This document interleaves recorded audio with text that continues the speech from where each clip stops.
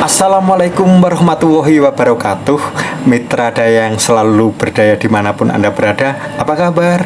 Mudah-mudahan kita semua senantiasa sehat, semangat, serta rezekinya lancar. Amin ya robbal alamin. Nah, kali ini Mitra Daya akan kita ajak untuk mengikuti acara tradisi tahlilan. Nah, tahlilan ini bertujuan untuk mendoakan orang yang telah meninggal dunia. Nah, tradisi tahlilan ini ada di mana-mana, ya kan? Hampir di seluruh Nusantara itu ada, tetapi memang yang paling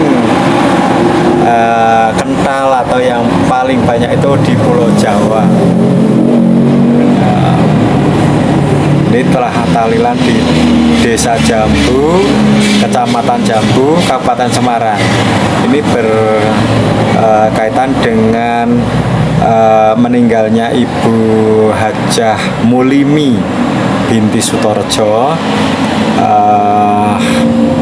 Kita ikuti kegiatan tahlilan yang ada ini ya. Nah, ini di Desa Jambu ini kurang lebih ada 200 lebih ya yang hadir pada malam hari ini. Nah, tahlilan di Desa Jambu itu dilaksanakan selama 3 hari. Mungkin di sebagian wilayah yang lain melaksanakan tahlilan itu 7 hari ya. Nah, ada pepatah Desa Mawa Coro Negoro Mawa Toto. Ini ada berbeda-beda antara desa satu dengan desa lain. Nah, ini akan kita ajak melihat bagaimana sebenarnya kegiatan tahlilan di Desa Jambu, Kecamatan Jambu, Kabupaten Semarang ya. Biasanya ada pembawa acara, kemudian ada yang memimpin tahlil itu biasanya Pak Mudin ya. Pak Mudin itu Pak Lebe kali ya kalau di Pulau Sumatera atau di mana biasanya Pak Mudin itu kaur kesra gitu ya di desa. Nah, ini proses tahlilannya penuh keceriaan ya, karena ini juga waktu yang langka juga, mereka bisa berkumpul, bersilaturahmi, melepas penat pekerjaan seharian. Kalau pas waktu seperti ini daripada tongkrong-tongkrong atau gimana, kalau orang Jambu itu jarang ya yang tongkrong-tongkrong. Nah, waktu berkumpul itu adalah ya saat-saat seperti ini. Nah, mereka ini proses tahlil dipimpin oleh Pak Mudin membaca tahlil. Tahlil sendiri ini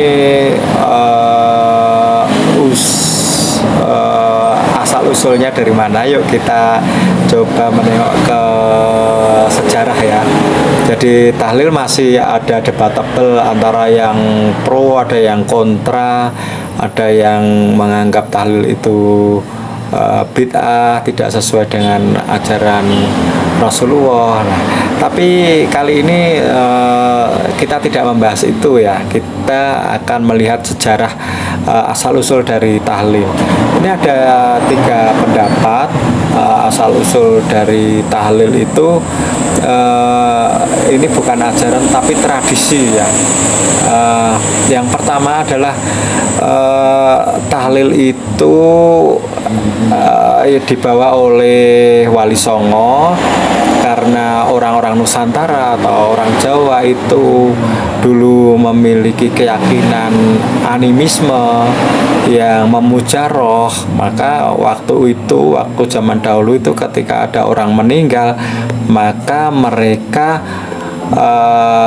mempunyai keyakinan bahwa orang yang meninggal tersebut akan mengajak saudara-saudaranya, karena mereka tidak mau sendirian.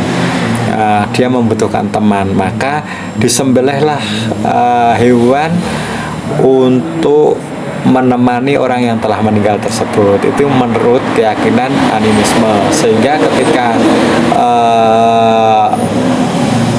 Wali Songo datang untuk berdakwah, Wali Songo mengajarkan hampir menumpangi dengan apa yang telah dilakukan oleh keyakinan yang terdahulu, tetapi dengan syariah Islam. Ini pendapat yang pertama. Nah, pendapat yang kedua, tahlil itu dibawa oleh utusan-utusan Raja Champa yang ada di Vietnam ya, yang beraliran Persia, Iran. Jadi ada tradisi nelung dino, mitung dino, matang puluh, nyatus, kemudian mendak pisan, mendak pindu, nyewu. Nah, ini pendapat yang kedua, ini dikemukakan oleh Agus Sanyoto, yang Kiai Agus Sunyoto ya, sebagai sosok sejarawan Nusantara. Beliau menemukan fakta bahwa terdapat kekeliruan sejarah terkait dengan asal-usul tradisi tahlil dan selamatan di Nusantara. Selama ini terdapat keyakinan bahwa tradisi tahlil bagi orang yang sudah meninggal yang dilakukan pada hari-hari tertentu, mitung dino, patang puluh, 100 dan sebagainya, itu merupakan tradisi Hindu dan Buddha yang kemudian substansinya dirubah oleh para wali songo dengan mengisi bacaan dan doa dari tradisi Islam. Nah, ternyata tidak, karena orang Hindu maupun Buddha tidak ada acara upacara telung dino, mitung dino, patang puluh dino, serta nyatus, itu tidak ada. Sehingga menurut Kiai Agus Sunyoto tersebut, ini tahlil ini dibawa oleh utusan-utusan Raja Champa ke Nusantara, karena acara seperti ini di Champa itu juga ada. Demikian Champa yang jelas-jelas terpengaruh paham Syiah. Demikian juga dengan perayaan 1 dan 10 suro, pembacaan kasidah-kasidah yang memuji-muji Nabi Muhammad SAW, itu menunjukkan keterkaitan istilah kenduri. Itu sendiri jelas-jelas menunjuk kepada pengaruh Syiah karena diadopsi dari bahasa Persia, yakni kanduri, yang berarti upacara makan-makan memperingati Fatimah Az-Zahra, putri Nabi Muhammad SAW. Agus Sunyoto menjelaskan bahwa para musafir yang berasal dari kerajaan Champa yang kebanyakan beragama Islam dan memiliki tradisi tasawuf beraliran Syiah lah yang mengembangkan tradisi tahlil ini. Maka tak heran ketika Imam Khomeini meninggal juga diadakan tahlil untuk mendoakannya. Tradisi lain yang berasal dari Syiah adalah adanya bulan baik dan bulan buruk untuk mengadakan suatu acara. Ini pendapat yang kedua. Nah, pendapat tahlil yang ketiga itu berasal dari tradisi yang merupakan perkawinan tradisi Mekah dan Madinah serta Hadratul Maut. Pendapat ini membantah pendapat dari Kiai Agus Sunyoto yang mengatakan asal-usul tradisi tahlil berasal dari tradisi Islam Syiah di Champa. Menurut pendapat ketiga ini dijelaskan bahwa dalam beberapa hal Agus Sunyoto tidak mengkaji sumber asal muasal sedekah yang meninggal pada hari ke-3, ke-7, ke-40, ke-100 dan ke-1000 tersebut dari kitab para ulama yang ada, sehingga beliau menyimpulkan bahwa tradisi tersebut merupakan ajaran yang bersumber dari paham Syiah. Nah, Imam Suyuti telah menjelaskan di dalam kitabnya Al-Hawi Lil Watawi. Ini semua ini saya baca dari pcnukendal.com ya. yang artinya bahwa telah sampai kepadaku bahwasanya kesunahan bersedekah selama 7 hari itu telah berlangsung di Mekah dan Madinah hingga sekarang. Maka secara zahir disimpulkan bahwa sedekah tersebut tidak pernah ditinggalkan mulai dari zaman para sahabat sampai sekarang. Para generasi terkemudian telah mengambilnya secara turun-temurun dari generasi terdahulu sampai masa generasi pertama. Dan pembacaan tahlil yang dikhususkan untuk orang-orang yang telah meninggal juga menjadi tradisi turun-menurun di Hadramaut, Yaman, tempat berdiamnya para ahlul bait Zumiyah Nabi Muhammad SAW. Sejarah tersebut dapat ditemukan dalam kitab Al-Ilmun Nibros tulisan Sayyid Al-Habib Abdullah bin Alwi bin Hasan Al-Atos. Di kitab tersebut dijelaskan sebagian dari mereka mengumpulkan para jamaah yang membaca tasbih dan tahlil sebanyak 1000 kali. Kemudian mereka menghadiahkan pahalanya kepada orang-orang yang telah meninggal dunia. Jika di Mekah dan Madinah telah dikenal tradisi sedekah selama 7 hari dan di Hadramaut telah dikenal pembacaan tahlilan, maka ulama Wali Songo yang notabene merupakan keturunan Ahlul Bait dari Hadramaut tersebut mengingat para ulama Ahlul Bait merupakan orang-orang yang sangat menjaga kemurnian ajaran yang didapat secara turun-temurun yang bermuara kepada Imam Ja'far Shodiq sampai kepada Rasulullah Shallallahu Alaihi Wasallam. Dapat dipastikan Wali Songo telah membawa tradisi itu dari sana, bukan dari Iran, tempat yang menjadi pusat Syiah.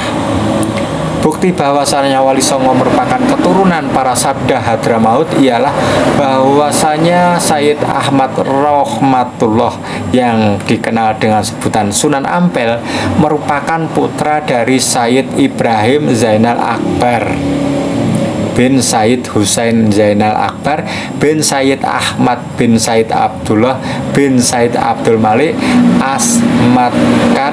Beliau yang hijrah ke India bin Sayyid Alwi Amil Faqih Hadramaut bin Muhammad Sohib Marbat bin Sayyid Alwi Qoli Qasam bin Sayyid Muhammad bin Sayyid Alwi bin Sayyid Ubaidillah bin Sayyid Ahmad Al-Muhajir Ilallah sampai kepada Rasulullah Shallallahu Alaihi Wasallam.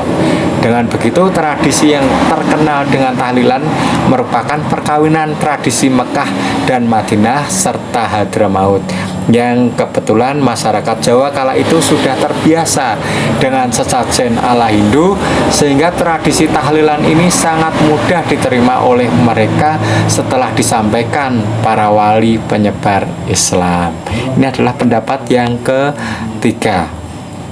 Nah, kemudian sebenarnya siapa yang menyusun bacaan tahlil tersebut? Nah, ini ulama berbeda pendapat tentang siapa yang pertama kali menyusun rangkaian bacaan tahlil dan mentradisikannya. Hal ini pernah dibahas dalam forum para kiai ahli thariqah. Sebagian mereka berpendapat bahwa yang pertama menyusun tahlil adalah Sayyid Ja'far Al-Barjanji, dan sebagian lain berpendapat bahwa yang menyusun tahlil pertama kali adalah Sayyid Abdullah bin Alwi Al-Haddad.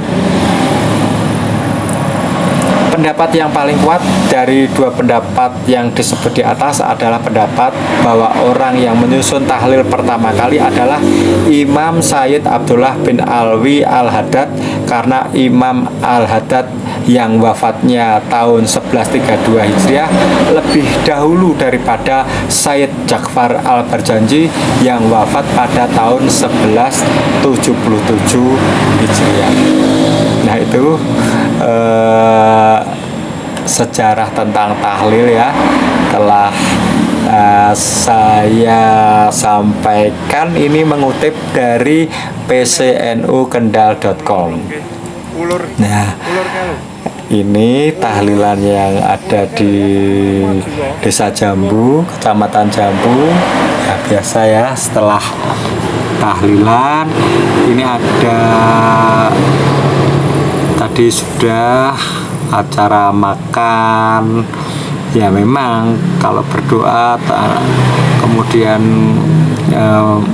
ini kalau tidak ada acara makan ya gimana ya, supaya apa, supaya tambah rezekinya, supaya semuanya senang, tapi dalam batas kewajaran, tidak berlebihan, ini tidak memberatkan, sesuai dengan kemampuannya.